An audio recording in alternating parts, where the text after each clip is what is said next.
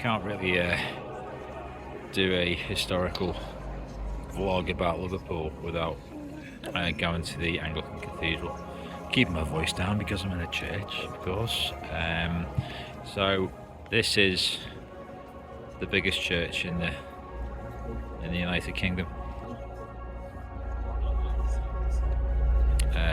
Designed by Giles Gillett Scott, who also designed the telephone box, the famous red telephone box.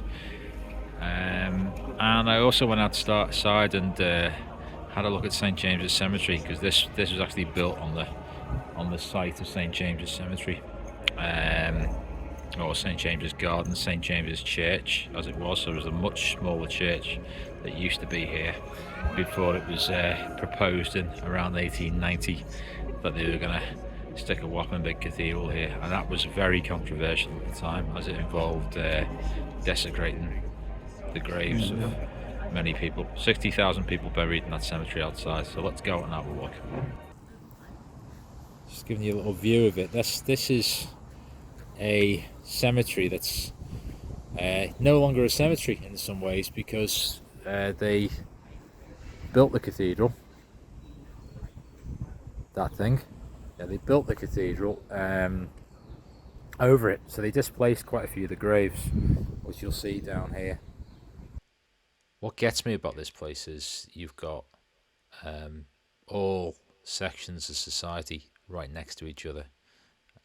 Rich, poor, cholera victims, a unerring amount of children are buried here, which one of the first things that hits you is the child mortality rate is incredible for the time. This place really is the definition of Liverpool. What do I mean by that? Well, the very first dock, the old dock in 1715, built then, was hewn from the rock of this place, the limestone quarry that existed here, a long time before any cemetery. You've got famous residents, including the likes of Catherine Wilkinson, better known as Kitty Wilkinson, who was an Irish migrant, became known as the saint of the slums. So in the 1830s, during a cholera epidemic, she had the only boiler in the neighbourhood, and she invited those who with infected clothes or linens to use it. And this actually in itself saved many lives. And this was the first public wash house in Liverpool. And then she continued to campaign and build this, and then 10 years later, with public funds, her efforts resulted in the opening of a combined wash house and public baths. And this was the first in the country.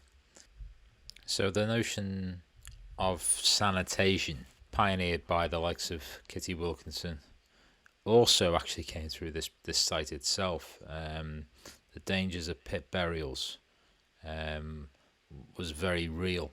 Quote unquote, it was the practice to pile the coffins of the poorest class in deepest graves or pits, one coffin over the other, with only a thin covering of earth over each coffin until the pit is filled, when it holds upwards of 30. So no wonder this was a sanitation issue that was brought to a head. More controversy for St James's Gardens followed, where the cathedral was proposed in the 1880s, 1890s. 1883, T.W. Christie wrote, with your committee you are proposing to desecrate St James's Cemetery as though it were the devil's acre, to be outraged, hacked up, filled in.